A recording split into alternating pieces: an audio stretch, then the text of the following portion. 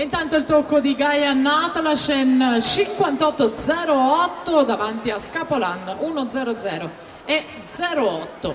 Si preparano Greta Loss in 1, Lisa De Marco Zompitti in 2, Tiasa Pintar in 3, Linda Zilio in 4, Carlotta Francese in 5, Irene Darcier in 6.